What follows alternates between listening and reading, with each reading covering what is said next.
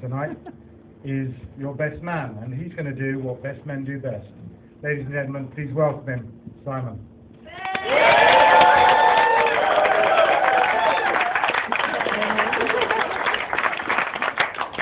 I didn't want to speak under the microphone today, but there you go. Ladies and gentlemen, to put my nerves about speaking to you all today into perspective,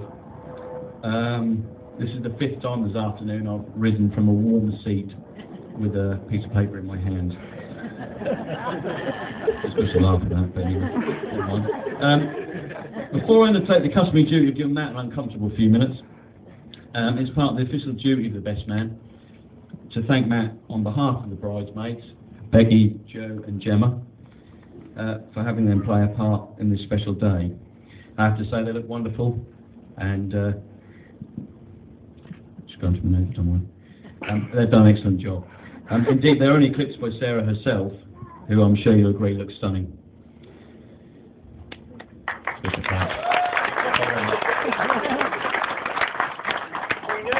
Many of you...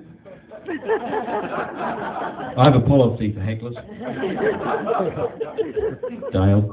Anyway, many of you might not know this, but the wedding nearly didn't take place today.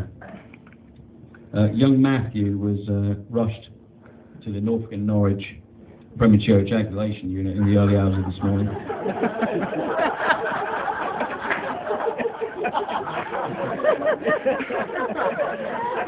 That's the end of the speech, goodbye. And at one point his condition was described by the doctors as touch and go.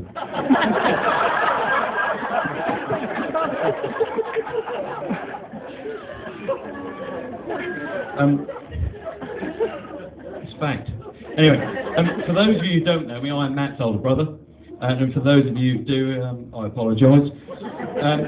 I've spent many of hours thinking of stories to tell about Matthew, but rest assured Dad and Dave, the stag do, won't be one of them. There is one story that has meaning to Matt right to this day. It was back in the summer of '96. We were on a lad's holiday in Magaluf. You know who you are. We were all in our early 20s, and so we thought at the time, mad for it, but we weren't really. But anyway, we arrived at our resort, and the first thing you think we would do would be to go out, you know, start drinking heavily like lads do, or go and watch football, and still continue to watch, drink heavily, or even go to a gentleman's club, Sarah. We didn't do that really, but anyway, and still drink heavily. But no, we stayed in all right to make a banner so that we could be seen on the beach in the morning by GMTV with none other than Cheggers. That is a fact. But anyway, and he was there. Now, apart from that being very sad, we decided to write our nicknames on the banner. Predictably, mine was Old Man. Hang on, we've got a gate crasher. Hello. Anyway, Boise's was Boise. He's over there. And Matt was known as Ruggs. Now, Ruggs, I hear you say, well, this is how we get back to present day. In 1996, Matt was blessed with, as my dad would probably know, 1970s side burns. But hence the name Ruggs. Anyway, but as with another part of his upper body, it's thinned over the years. And so on behalf of the lads of 96, you know who you are, and myself, I would like to show Sarah how you used to look. So Matthew, if you could please stand up.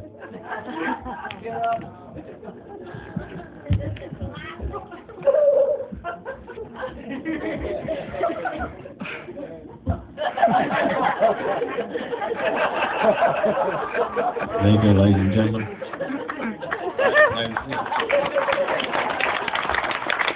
Seriously, that's how you used to look. Yeah, keep them on, please. Yeah. This looks better than what you got now, to be honest. Anyway, I always remember the first time I knew that Matt and Sarah... Sorry, excuse me. I knew that Matt had found the one in Sarah. I was on a family holiday with my wife Serena, Matt, and two of the lads at the Italian Grand Prix in September 2004.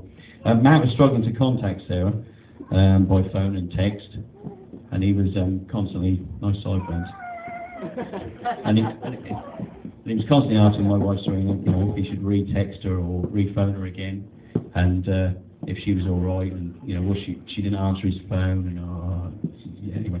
But it was obvious to us then that how much he thought about Sarah, and even more obvious how much that he'd indeed found his true love. Following that day, I've offered Matthew advice on many occasions on how to have a long and happy relationship. Number one, always set ground rules and establish who's boss, and then do everything that Sarah says. Never be afraid that Sarah will leave you. She spent time training you and she won't throw her that way lightly. Never forget to say those 3 little words every day. You're right, dear. And finally, the most profound advice that I think I gave him was that you can't enjoy your life forever. You will have to get married at some point. I would read the messages, but there is no messages because everyone's here, apart from the girls at Spearmint Rhino.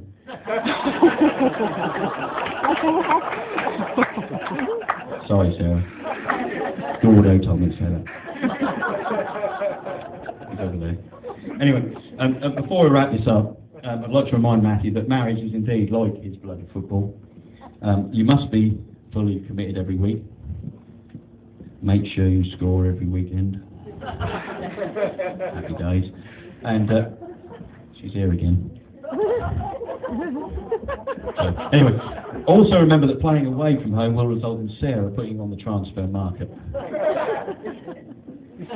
Joking aside, I want to say what a privilege it is today to be your best man, and it gives me immense pleasure to invite you all to be upstanding, to raise your glasses and join me in a toast to the new Mr. and Mrs.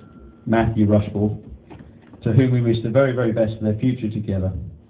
Ladies and gentlemen, Matthew and Sarah. Hooray! Thank you very much.